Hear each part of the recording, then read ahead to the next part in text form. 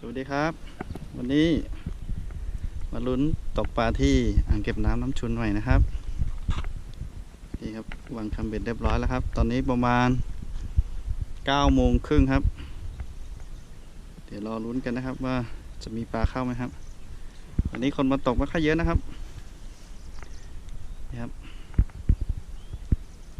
นึกว่าจะไม่ได้ที่ตกแล้วครับพอได้ที่ตกอยู่ครับ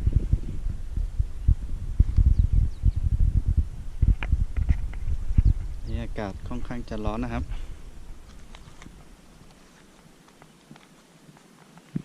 เดี๋ยวเราลุ้นกันนะครับว่าปลาจะเข้าไหมครับ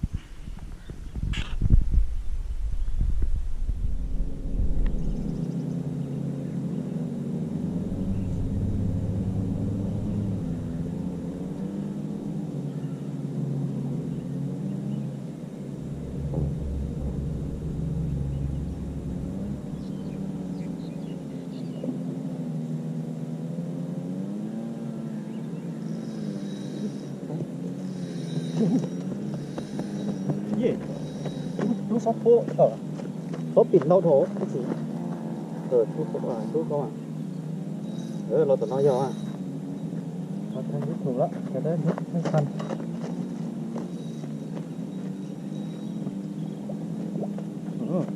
con đó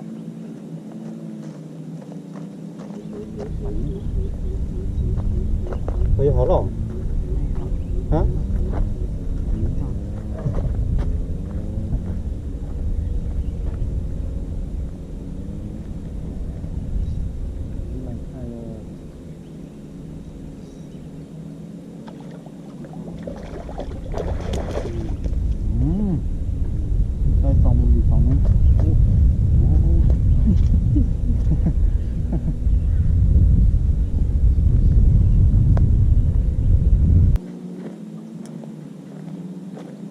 ได้แล้วครับ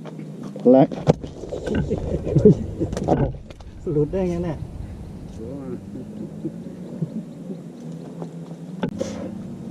ได้แล้วครับตัวแรกของวันนี้ครับมาแล้วครับนี่ครับสวยงามครับไซส์โลนิดใช้ได้แล้วครับ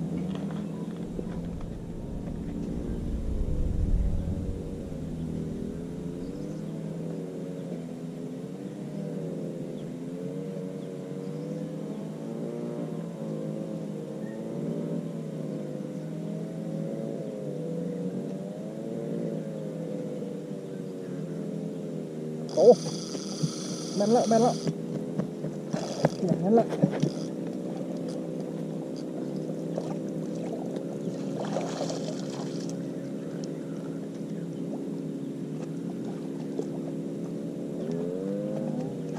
ดูสลายเลยนี่ตัวใหญ่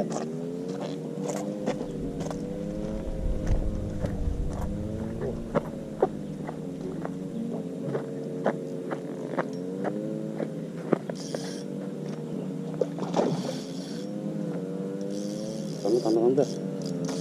Okey.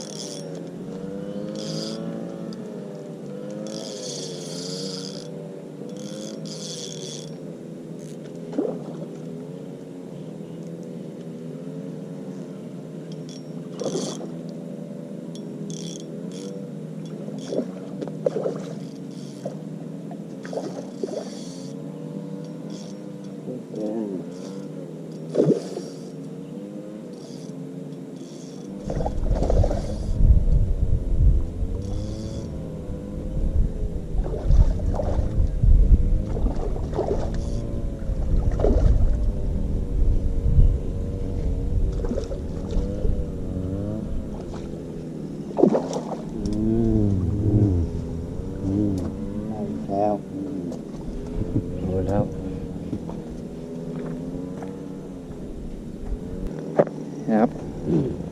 ได้แล้วครับตัวที่2ครับไซส์งามๆครับนี่ครับใช้ได้ครับตัวนึงโลนึงเยี่ยมครับดึงแรงใช้ได้เลยครับเจ้าครับ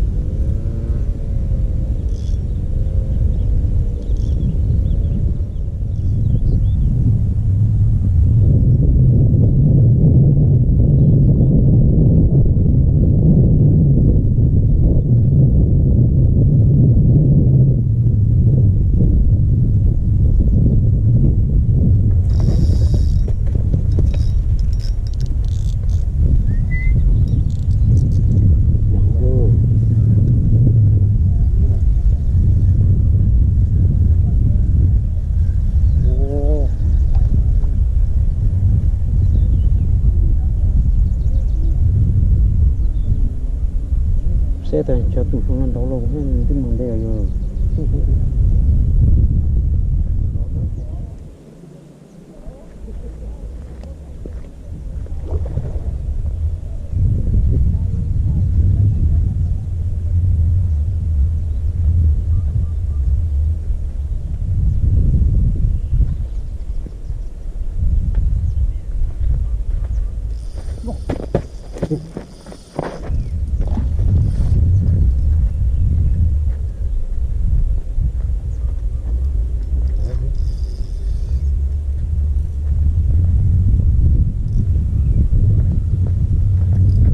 lên cho tao nông lên rồi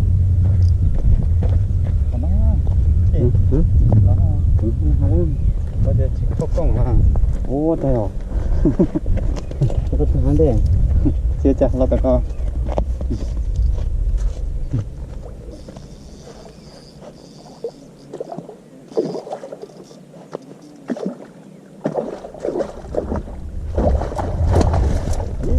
มันเร็วตายอีกแล้ว có thằng hai không công tao hả